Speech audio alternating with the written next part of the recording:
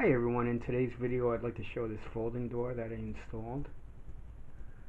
If you want to close off an area of your apartment or your house, you can easily install this. I'll put a link in the description for this. I bought it off Amazon. With shipping and handling, it comes out to a little more than $50 US. This is the wood pattern, but of course it's made of plastic. You can install this door to get some privacy in your apartment. It's easy to install. Yeah, I just like to share this because it's really neat to have this installed. Close off an area of your apartment or your house. Keep it a little more private, a little more quiet. So there you go, okay? Thanks for watching, everyone.